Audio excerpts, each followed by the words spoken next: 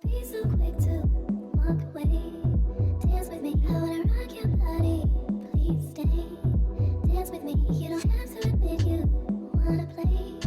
Dance with me, just let me rock you till the break of day. Dance with me, fine. No disrespect, I don't mean no harm. Talk to me, fine. But I can't wait to have it in my heart. Talk to me, fine.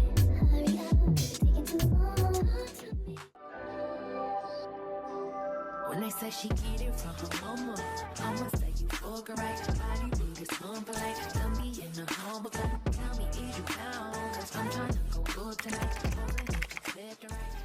So how was that amazing but dramatic intro? Because I loved it. Hey guys, and welcome back to another video, another lash tutorial on this gorgeous, beautiful looking set. That's something that definitely helped me step out of my comfort zone as a lash artist. So we're gonna dive right into it. Let's start with the Veyes gel pads. As always, you guys already know.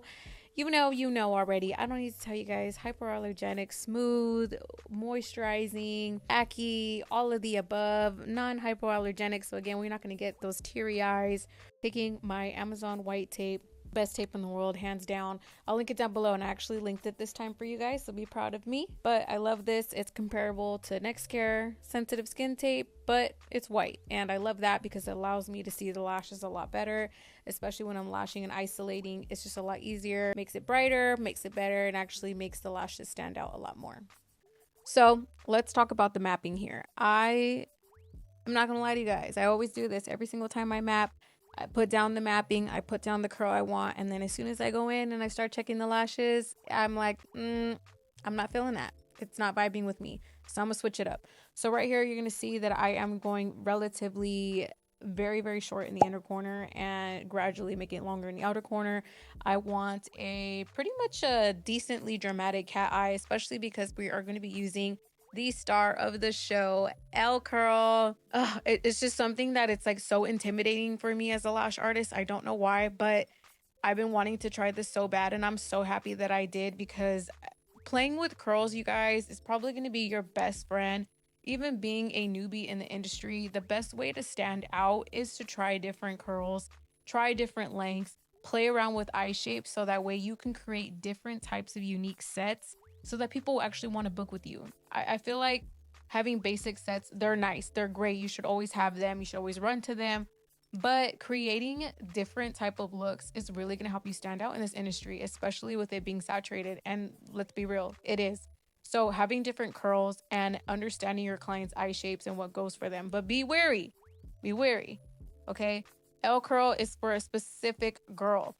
She does have to have relatively flatter lashes, and her outer corners can't be too droopy. I'm gonna be honest with you guys, I love the way this came out, but I do wish that I had an M curl instead of an L curl for the set. But hey, it's a learning process, and that's what I love about trying new curls and trying different techniques and different mapping, because you get to see what you can use for next time and if that worked for you or if it didn't. So with that being said, let's get back to it. I'm sorry guys, when I talk and I do these mapping videos, I don't script them out. I want them to be raw and realistic so that you guys really get to understand, really learn, and hopefully that it's like easier to maneuver for me that way. Anyways, so when it came to the mapping, I decided that from pretty much right here, if you're looking dead at this video, where her brow arch starts to the outer corner, we're going to be using L curl. And as you can see here, I'm adjusting, I'm making sure that I like that curl, it's laying right. Honestly, it was probably the coolest thing ever. I was just like so happy to use it. From her brow arch to her inner corners now, I did use V curl, because I felt like the L curl in the inner corner, which you guys are going to see me in this video because I didn't cut this out. Again, raw, uncut footage here. I did use some L curl in the innermost portion and middle, and I just realized that I'm like, I'm not feeling that. It was too upright. So her outer corners tend to droop a little bit more than from her middle to her inner corners, if that makes sense. So I decided to use more of a curlier curl to kind of really balance that out. Again, wish that I did that in the outer corner than in the inner corner, but I still feel like it created a really beautiful set regardless. But I love the way it came out. So that's pretty much what I did. And the reason why I used a B curl instead of like a C curl or any other curl is because a B curl is flat, and I still want it to mimic the flatness that the L curl has. So an L curl, as I'm going to show you guys here, is like what it's described. It is flat and then it kind of curves up like an L. It's for uplifting lashes. It's to open up the lashes. It's to create a look that's different from any other curl that you're going to use, like D curl, CC curl, C curl, even B curl. It's to create a lift. So I wanted lift in the inner corners, but not too much. So I needed to be kind of flatter. I didn't need it to stick upright towards the end. I needed something that was going to flow. So I used B curl. If I were to use, let's say, C curl, CC curl, or any other curl of that matter, that's not a flatter curl, it would have looked so funky. It would have made her outer corners droop hella, and it's just not gonna look uniformic. So you do have to keep that in mind when you are mapping out with different curls. You need to make sure you're paying attention to that curl pattern. If you're using an L curl, you want to stick with that flat curl. Let's just say you were using like an LD curl. Obviously that's really curly, so then you can go in with maybe like a C curl or a CC curl to really balance that out and create uniformity. I really hope that makes sense. There is so much more that we can go and really dive deep into mapping. I feel like that needs to be a whole class and needs to definitely be a whole separate video. If you guys would like me to go ahead and try to make a video like that, let me know in the comment section down below. Oh, I did not mention to you guys what kind of spikes and what lashes are we doing. So we are doing pretty much like a wet set, super closed fans. I've showed you guys in a couple of videos what that looks like. I'll insert a video real quick. It is extremely closed. It's not pointy. If some of them are pointy to the tip, it's okay, but the tip is a little bit fluffy and I'm okay with that.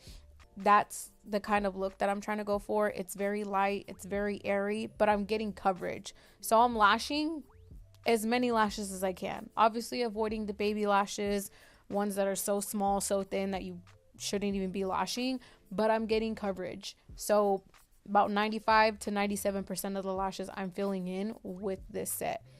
If she probably had less lashes, I would have incorporated some fans, but all I did was the closed ones, and I think the set turned out perfect. It was full enough and it wasn't too thick, but it wasn't too thin.